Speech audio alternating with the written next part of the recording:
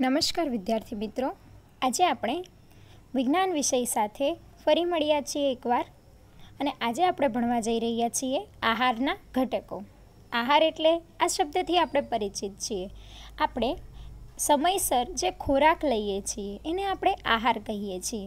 આપણા આહારની દરેક વાનગી 2 કે તેથી વધુ ખાદ્ય સામગ્રીની બનેલી હોય છે. સામાન્ય રીતે રોટલી પણ આપણે ખાઈએ છીએ તો એમાં પણ ઘઉંનો લોટ, તેલ અને ક્યારેક જો નાખતા હોય તો મીઠું, આવી રીતે કોઈ પણ ખાદ્ય પદાર્થ હોય એ 2 અથવા તો તેથી વધુ ખાદ્ય સામગ્રીમાંથી બનેલી હોય છે. આપણા આહારમાં શરીર માટે જરૂરી કેટલાક આવશ્યક ઘટકો હોય છે જેને પોષક દ્રવ્યો કહે છે. આપણે જે પણ ખાદ્ય પદાર્થ લઈએ છીએ ખોરાકમાં તેની અંદર કોઈને કોઈ આવશ્યક ઘટકો સમાયેલા હોય છે અને આવા આવશ્યક ઘટકોને પોષક દ્રવ્યો કહેવાય છે. આહારના પોષક દ્રવ્યોને આહારના ઘટકો પણ કહે છે. તો આ થયું આપણા પાઠનું નામ, એટલે કે આહારના ઘટકો. જે આ પોષક દ્રવ્યો છે આહારમાં રહેલા એને આહારના ઘટકો કહેવાય છે. આહારના મુખ્ય પોષક દ્રવ્યોની અંદર કાર્બોદિત, પ્રોટીન, ચરબી, વિટામિનો અને ખનિજ ક્ષારો આવેલા છે. આ ખાસ યાદ રાખવું, આહારના મુખ્ય પોષક દ્રવ્યો કયા છે અથવા તો આહારના મુખ્ય ઘટકો કયા કયા છે.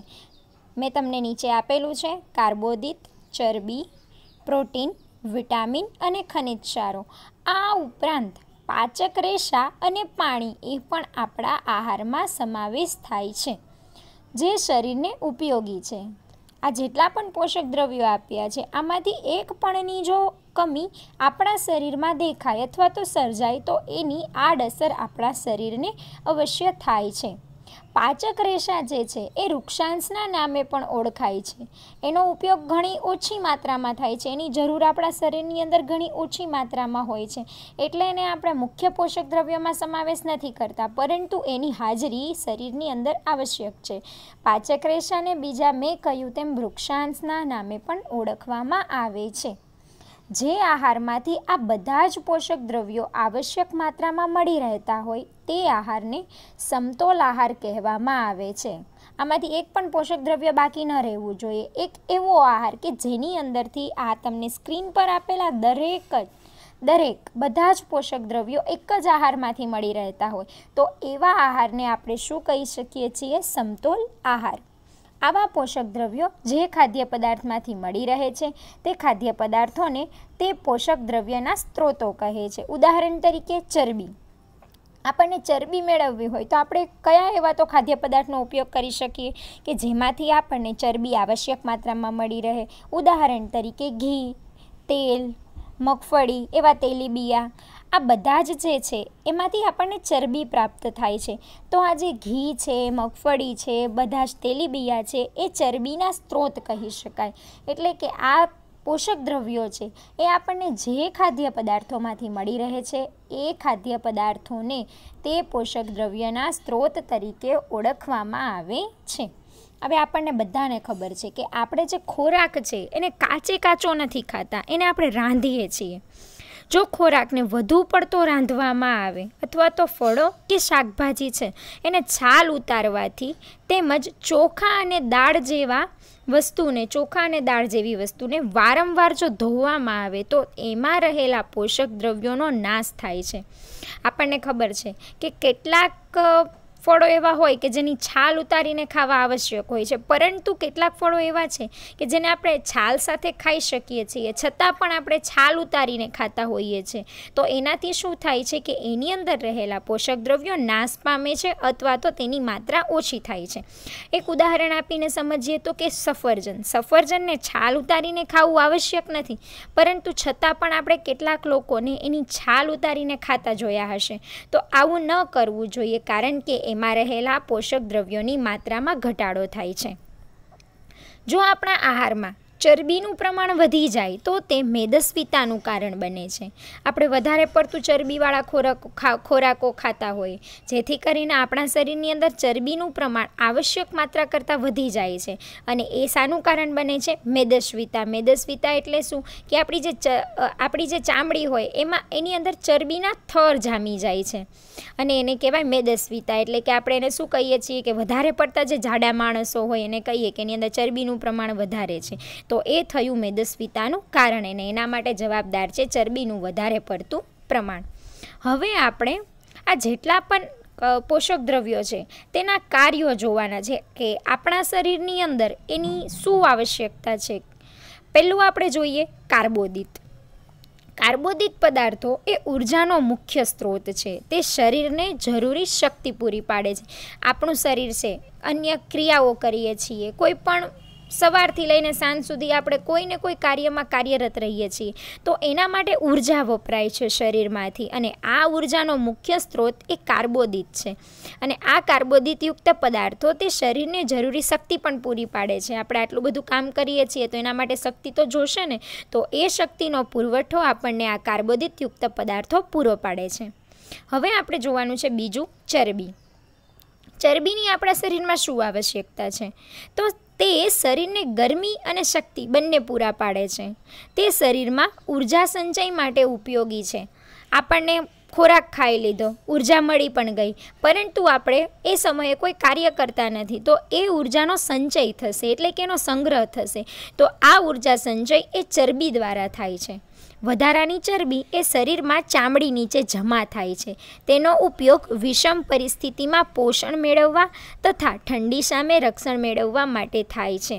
આ જે ચરબી છે એનું પ્રમાણ જો વધી જશે તો એ સંગ્રહ ક્યાં પામશે? તો કે આપણા ચામડીના નીચેના ભાગમાં, અને તેનો ઉપયોગ ક્યારેક વિષમ પરિસ્થિતિમાં પોષણ મેળવવા માટે થાય છે. વિષમ પરિસ્થિતિ એટલે ક્યારેક આપણે વધારે સમય સુધી ખાવા ન મળ્યું હોય અથવા તો કોઈ ઉપવાસ હોય કે કોઈ ફાસ્ટ કર્યો હોય આપણે, તો એવી વિષમ પરિસ્થિતિમાં આપણને કાર્ય કરવા માટેની શક્તિ છે, આપણા શરીરનું પોષણ છે એ ચરબી દ્વારા મળી રહેતું હોય છે. તથા ઠંડી સામે રક્ષણ પણ મળે છે. જો વધારે પડતી ઠંડી હોય તો એ ઠંડી સામે રક્ષણ આપવાનું કાર્ય એ આપણા ચામડીની નીચે સંચય પામેલી ચરબી કરે છે. ત્રીજું આપણે જોવાનું છે પ્રોટીન. નવા કોષો અને પેશીઓના સર્જનમાં ઉપયોગી છે. આપણા શરીરની અંદર કેટલાય કોષો આવેલા છે જેને ઇંગ્લિશમાં આપણે સેલ કહીએ છીએ. તો આવા કેટલાય કોષો છે, પેશીઓ છે, એનું સર્જન કરવાનું કાર્ય છે એ પ્રોટીન દ્વારા થતું હોય છે. કોષો કેવા છે કે એનું આયુષ્ય વધારે નથી હોતું. આજે કોષો બન્યા તો અમુક સમય બાદ તેનો નાશ થાય છે અને નવા કોષો ઉત્પન્ન થાય છે. તો આ કોષો છે, પેશીઓ છે, એનું જો સર્જન કાર્ય થતું હોય તો એ પ્રોટીનના કારણે થાય છે. આમ પ્રોટીન એ શરીરની વૃદ્ધિ કરે છે. શરીરની વૃદ્ધિ થવી એટલે શું? નાના હોઈએ એમાંથી ધીમે ધીમે આપણે મોટા થઈએ છીએ. આપણા હાઇટમાં, આપણા શરીરના અન્ય ભાગોમાં, એમાં બધામાં તમને વધઘટ થતી જોવા મળે છે. તો આ શરીરની વૃદ્ધિ એ પ્રોટીનને આભારી છે અને ઘસારો પૂરો પાડી સમારકામ માટે ઉપયોગી છે. કેમ આપણે યંત્ર ચાલતું હોય તો યંત્રને ઘસારો લાગે છે અને એના ભાગો અમુક સમય પછી ઘસાઈ જાય છે. તો આપણું જે આ શરીર છે એ પણ એક જાતનું યંત્ર જ છે, ભગવાને બનાવેલું જટિલ યંત્ર એટલે આપણું શરીર. તો એને પણ એના જે અંગો છે, આંતરિક અંગો છે, એને ઘસારો તો લાગતો હશે.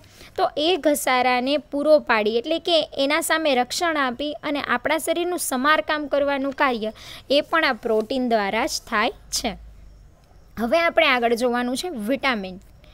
શરીરની તંદુરસ્તીની જાળવણી માટે અને નિરોગી રાખવા માટે એ વિટામિન જરૂરી છે.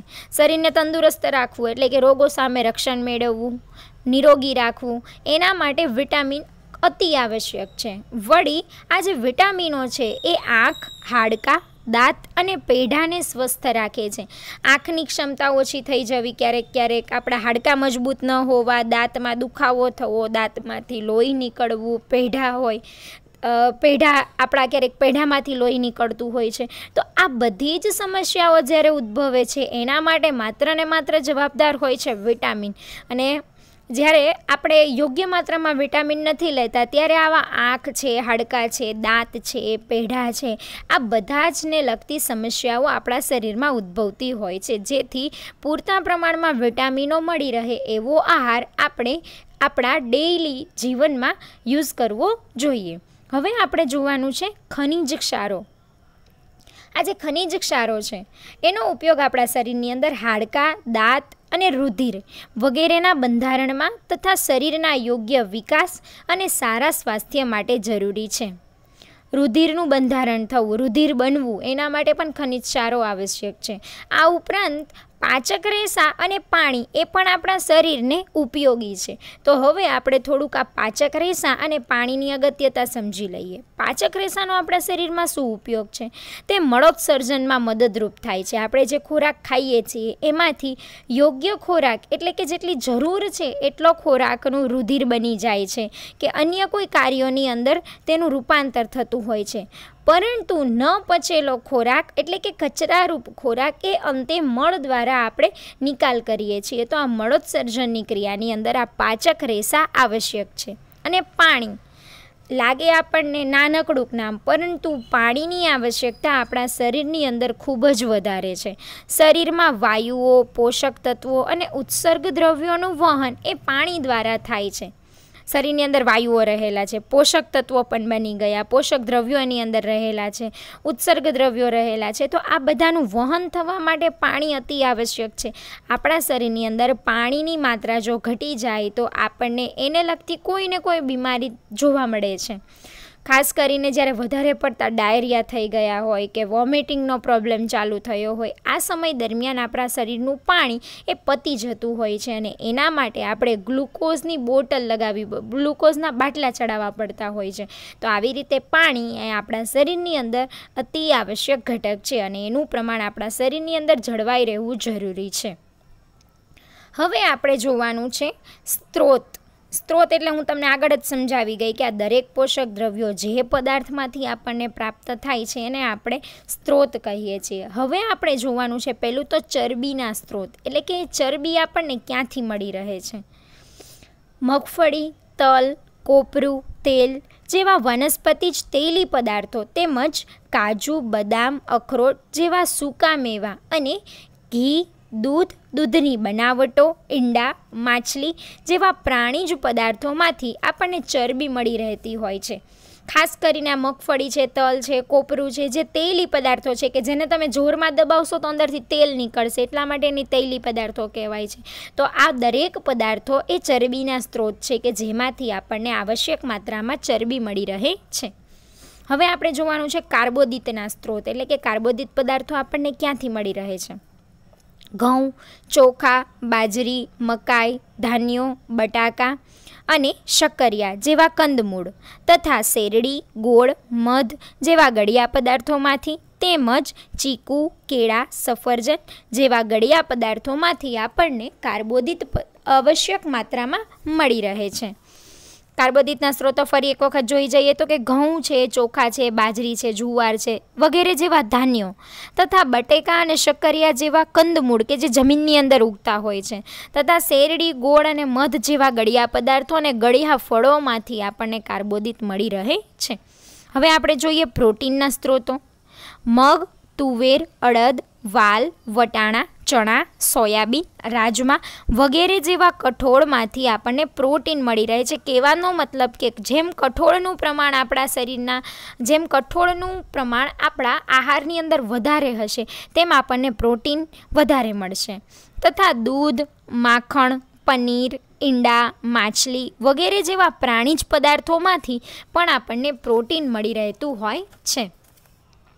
હવે આપણે જોવાનું છે કે વિટામિનો. આ વિટામિનની અંદર એના ભાગ પડે છે, એટલે કે વિટામિન આપણે નામ તો આપી દીધું કે વિટામિન, પરંતુ વિટામિનની અંદર બહુ બધા વિટામિનોનો સમાવેશ થાય છે. તો હવે આપણે આ વિટામિનો વિશે ઊંડાણપૂર્વક માહિતી મેળવીએ.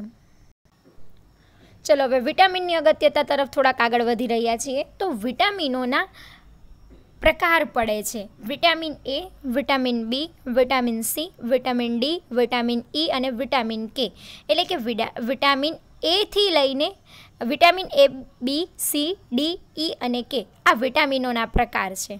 હવે આ જે વિટામિન બી તમને દેખાઈ રહ્યું છે સ્ક્રીન પર એને વિટામિન બી કોમ્પ્લેક્સ કહે છે અને આ વિટામિન બીના પણ પેટા પ્રકાર પડે છે. તમે ક્યારેક સાંભળ્યું હશે કે વિટામિન B12ની આપણા શરીરની અંદર ઉણપ સર્જાઈ ગઈ છે, તો આ વિટામિન બીના એટલે કે વિટામિન બી કોમ્પ્લેક્સના અંદર પેટા પ્રકાર પડે છે, પરંતુ અત્યારે હાલમાં આપણે એની કોઈ ચર્ચા કરવાની નથી. આપણે માત્ર એના મુખ્ય પ્રકારો વિશે જોવાનું છે અને એના મુખ્ય પ્રકારોમાં આવશે vitamin A, vitamin B, vitamin C અને વિટામિન ડી.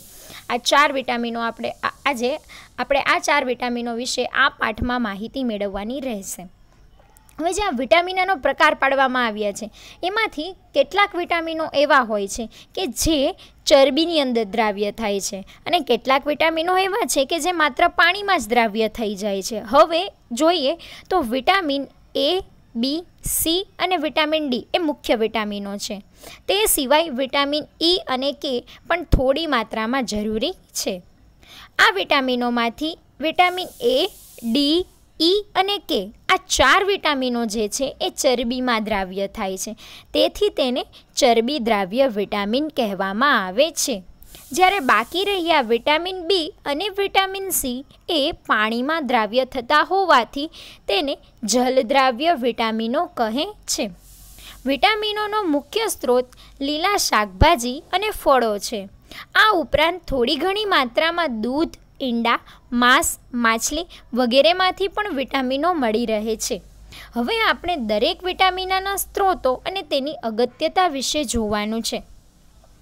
ખાસ વાત આપણે આ જ્યારે પાઠ ચાલી રહ્યો છે ત્યારે એ કહેવાની કે આ જે માંસ અને માછલી છે એ તો આપણે જાણકારી માટે કહીએ છીએ કે ના આમાંથી આપણને આટલા વિટામિનો મળી રહે છે, પરંતુ આપણે શુદ્ધ શાકાહારી માણસો છીએ તો આપણને ખબર છે કે જ્યાં સુધી બને ત્યાં સુધી લીલા શાકભાજી અને ફળો એ આપણને દરેક વિટામિનો અને દરેક ખનિજ ક્ષારો આપણને તેમાંથી મળી જ રહેશે. એટલે આપણું જે સ્વાસ્થ્ય છે એ પૂર્ણ શાકાહારી હોવા છતાં પણ આપણું સ્વાસ્થ્ય આપણે જાળવી શકીએ છીએ. ચલો તો હવે આગળ વધીએ. પહેલાં આપણે જોવાની છે વિટામિન બીના સ્ત્રોતો અને વિટામિન બીની આપણા શરીરની અંદર શું અગત્યતા રહેલી છે. આપણે વિટામિન એથી શરૂઆત કરીએ. ચલો પહેલું આપેલું છે વિટામિન એ. વિટામિન એ ના સ્ત્રોતો પહેલાં જોઈએ. દૂધ, માખણ, કોબીજ, કેરી, ફણગાવેલા કોઈ પણ કઠોળ, માછલી, ઈંડા, લીલા પાંદડાવાળા શાકભાજી વગેરેમાંથી આપણને વિટામિન એ મળી રહે છે. હવે આ વિટામિન એ છે એની આપણા શરીરની અંદર અગત્યતા શું છે? તો વિટામિન એ આંખ અને ત્વચાને તંદુરસ્ત રાખવાનું કામ કરે છે. આપણી આંખ અને ત્વચાને તંદુરસ્ત રાખવું હોય તો એના માટે વિટામિન એની આવશ્યકતા હોવી ખૂબ જ જરૂરી છે. હવે આપણે જોઈએ વિટામિન બી. વિટામિન બી આપણને દૂધ, માખણ, ઈંડા, ગાજર, કોબીજ, કેરી, પાલક અને લીલા પાંદડાવાળા કોઈપણ શાકભાજીમાંથી આપણને વિટામિન બી મળી રહે છે. તેમજ આખા ધાન્ય અને મગફળીમાંથી પણ વિટામિન બી મળી રહે છે. હવે જોઈએ કે આ વિટામિન બીની આપણા શરીરની અંદર અગત્યતા શું છે. આપણું જે ચેતાતંત્ર છે અને પાચન ક્રિયાની કાર્યક્ષમતા વધારવા માટે વિટામિન બી ખૂબ જ જરૂરી છે. ચેતાતંત્ર એટલે શું? આપણી અંદર કેટલીય ચેતાઓ આવેલી હોય છે.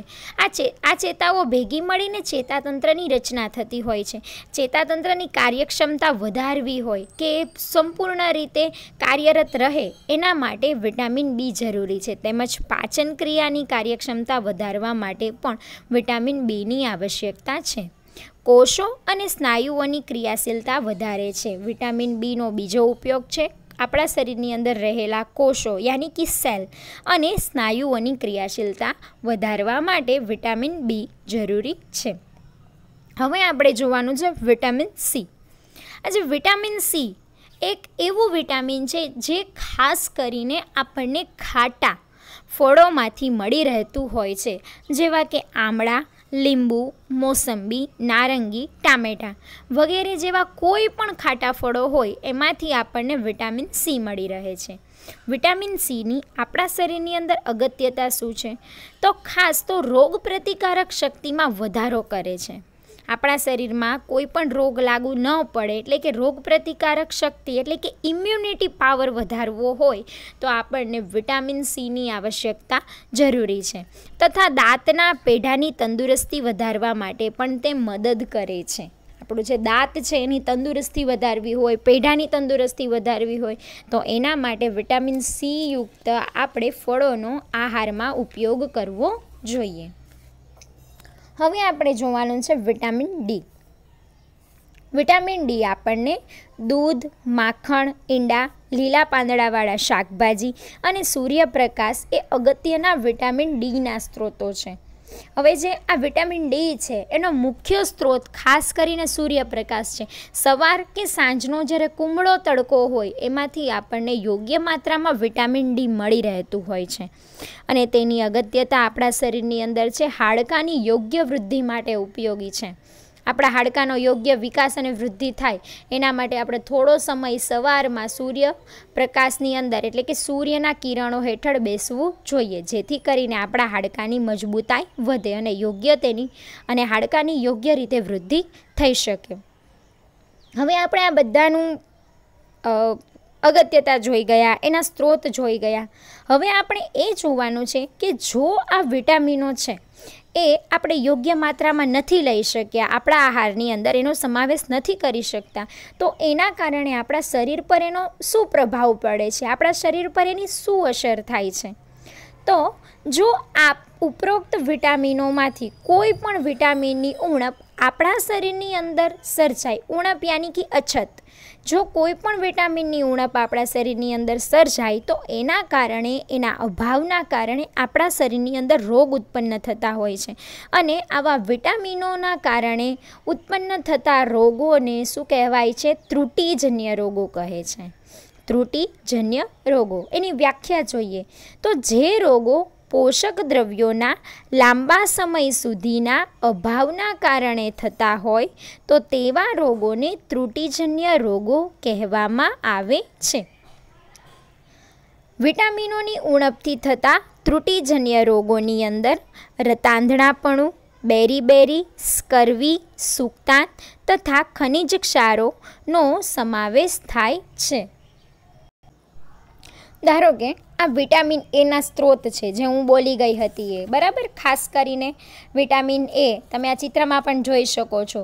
દૂધ છે, માખણ, કોબીજ, કેરી, કોઈ પણ ફણગાવેલા કઠોળ હોય, માછલી હોય, ઈંડા હોય કે પછી અન્ય ફળો હોય, આવા જે વિટામિન એના સ્ત્રોત છે, આપણને વિટામિન એ જેમાંથી મળી રહે છે એવા સ્ત્રોતનો આપણે આપણા આહારમાં કદાચ ઉપયોગ ઓછી માત્રામાં કર્યો છે તો એની આડઅસર રૂપે એટલે કે એની ત્રુટિના અભાવે એટલે કે એના અભાવે, એની ત્રુટિના કારણે જે રોગ થાય છે એનું નામ છે રતાંધણાપણું. આપણે આ વિટામિન એ યુક્ત ખોરાકનો આપણા આહારની અંદર સમાવેશ નથી કર્યો અથવા તો ઓછી માત્રામાં કર્યો છે. જો એની કમી આપણા શરીરની અંદર દેખાશે, ઉણપ આપણા શરીરની અંદર સર્જાશે તો વિટામિન એની ઉણપના કારણે આપણને રતાંધણાપણું નામનો રોગ થાય છે. હવે તમને થશે આ રતાંધણાપણું એટલે શું? કેટલાક લોકોને રાતે ઓછું દેખાતું હોય છે. રતાંધણાપણું નામ પરથી જ ખબર પડી જાય છે કે રાતે ઓછું દેખાવું એટલે કે દ્રષ્ટિની અંદર એની ખામી ઉત્પન્ન થવી, દ્રષ્ટિ યાની કે આંખની અંદર એની કોઈ પણ કમી ઉત્પન્ન થવી કે જેથી કરીને આપણે રાતે જોઈ શકતા નથી. તો આવા પ્રોબ્લેમને એટલે કે જ્યારે આવું દેખાય છે તમારા શરીરની અંદર ત્યારે રતાંધણાપણાનો રોગ લાગુ પડ્યો છે એમ આપણે કહી શકીએ છીએ. એક જાતની દ્રષ્ટિદોષ છે એટલે કે દ્રષ્ટિના કારણે ઉત્પન્ન થતો આ રોગ છે. અને એને આપણે વિટામિન એ યુક્ત ખોરાકનો વધારે પડતો ઉપયોગ કરીને એનાથી આપણે બચી શકીએ છીએ. હવે આપણે જોઈએ વિટામિન બી. વિટામિન બીના સ્ત્રોતો આપણે જોઈ ગયા હતા આગળ, બરાબર. હવે આપણે એ વિટામિન બીને ખોરાકમાં ઉપયોગ કરી શક્યા નથી, જેવા કે દૂધ છે, માખણ છે, લીલા પાંદડાવાળા શાકભાજી છે, કોઈ પણ કઠોળ છે, એનો આપણે યોગ્ય ઉપયોગ નથી કરી શક્યા. તો એના દ્વારા શું આપણને ઉત્પન્ન થશે? જો વિટામિન બીની ઉણપ આપણા શરીરની અંદર રહી જશે તો તેનાથી બેરી-બેરી નામનો રોગ થાય છે. હવે આપણે જોવાનું છે વિટામિન સી. ખાસ કરીને ખાટા ફળોમાંથી આપણને વિટામિન સી મળી રહેતું હતું. તમને ઉપર આ જે ચિત્ર આપેલું છે એમાંથી તમને જોઈ શકો છો એ ફોટામાં કે ખાસ કરીને ખાટા ફળો જેવા કે મોસંબી, સંતરા, સ્ટ્રોબેરી, કોઈ પણ ખાટા ફળો હોય, આ ખાટા ફળોમાંથી આપણને વિટામિન સી મળી રહેતું હતું. પરંતુ આપણે વિટામિન સી એટલે કે ખાટા ફળોનો આપણા આહારની અંદર ઉપયોગ આવશ્યક માત્રામાં નથી કરી શકીએ, આવશ્યક માત્રા કરતાં ઓછી માત્રામાં કરીએ છીએ. તો વિટામિન સીની ઉણપના કારણે સ્કર્વી નામનો રોગ થાય છે. હવે આપણે જોઈએ વિટામિન ડીની ઉણપથી કયા કયા રોગો થાય છે. વિટામિન ડી એ આપણને ખાસ કરીને શામાંથી મળતું હતું? પહેલું તો સૂર્યનો તડકો, સૂર્યનો કુમળો તડકો, માખણ, દૂધ, ઈંડા, માછલી તથા લીલા પાંદડાવાળા શાકભાજીમાંથી આપણને વિટામિન ડી મળતું હતું. જો વિટામિન ડી આપણને યોગ્ય માત્રામાં નહીં મળે, એની ઉણપના કારણે આપણા શરીરની અંદર સુક્તાન નામનો રોગ થાય છે. અને આ સુક્તાન એ હાડકાને લગતો રોગ છે, જેના કારણે આપણા હાડકાની મજબૂતાઈ યોગ્ય પ્રમાણમાં રહેતી નથી અને આપણા હાડકાં નબળા પડે છે, જેને આપણે સુક્તાન તરીકે ઓળખીએ છીએ. આ સિવાય આજે ઉપરના 4 રોગો આપણે જોઈ ગયા. વિટામિન એની ઉણપથી થાય છે રતાંધણાપણું, વિટામિન બીની ઉણપથી થાય છે બેરી, વિટામિન સીની ઉણપથી થાય છે સ્કર્વી, વિટામિન ડીની ઉણપથી થાય છે સુક્તાન. હવે જોઈએ આયોડિન. આપણા શરીરની અંદર આયોડિનની માત્રા હોવી જરૂરી છે, જેથી કરીને તમને ખબર છે કે આપણે દરેક આહારની અંદર આપણે મીઠું નાખીએ છીએ, તો એ મીઠું એ શું છે? આયોડિન છે, બરાબર. મીઠાની અંદરથી આપણને યોગ્ય પ્રમાણમાં આયોડિન મળી રહેતું હોય છે. જો આપણા શરીરની અંદર આયોડિનની માત્રા ઘટી જાય, આયોડિનની ઉણપ સર્જાય, તો એના કારણે ગોઈટર નામનો રોગ થાય છે. અને આ રોગ ગોઈટર એ ખાસ કરીને ગળામાં લાગુ પડે છે, અને એનું આપણે ગોઈટર તરીકે ઓળખીએ છીએ. તો આ બધા જે છે એ ત્રુટિજન્ય રોગો કહેવાય છે, કે જે પોષક દ્રવ્યોની ઉણપના કારણે સર્જાય છે. તો આ આપણે ખાસ યાદ રાખવાના છે કે કયા વિટામિનની ઉણપથી આપણને કયો રોગ લાગુ પડે છે. એના આધારે આપણને પરીક્ષામાં ખાલી જગ્યા છે, ખરા ખોટા છે કે સવાલના સ્વરૂપમાં આપણને આ ખાસ કરીને પૂછાતું હોય છે. અને સ્વાધ્યાયમાં આપેલા દરેક પ્રશ્નોના જવાબ તમને આમાંથી મળી રહેશે અને તમારે આમાંથી શોધવાના છે. પાછળ વૈજ્ઞાનિક કારણો પણ મેં આપ્યા છે, એ તમને ખબર પડી જશે. આ પાઠ ચાલ્યો છે, પાઠમાં ધ્યાન આપ્યું હશે એના પરથી. ખાસ કરીને એક અત્યારે આ પાઠ ચાલી રહ્યો છે તો કહેવાનું કે તમે ક્યારેક જુઓ છો કે જે નાના જન્મેલા બાળકો હોય એને સૂર્યના તડકામાં રાખવામાં આવે છે. તો કેમ રાખવામાં આવે છે નાના બાળકોને સૂર્યના કુમળા તડકાની અંદર? કારણ કે બાળકોના શરીરની હાડકાની વૃદ્ધિ થતી હોય છે એ સમય દરમિયાન, અને વિટામિન ડી એ હાડકાની વૃદ્ધિ માટે ખૂબ જ જરૂરી છે. આ વિટામિન સવારના કે સાંજના કુમળા તડકામાંથી મળી રહેતું હોય છે. સૂર્યના કિરણો ચામડી પર પડતા તરત જ ચામડીમાં વિટામિન ડી ઉત્પન્ન થાય છે, અને વિટામિન ડી મળવાથી જે નાનું બાળક છે એને સુક્તાન નામનો રોગ થતો નથી. તેથી બાળકોને સૂર્યના કુમળા તડકામાં રમવા દેવામાં આવે છે. તો ચલો, આ પાઠ અહીં પતે છે. હવે આપણે બીજો પાઠ આપણા આગળના વિડીયોમાં જોઈશું.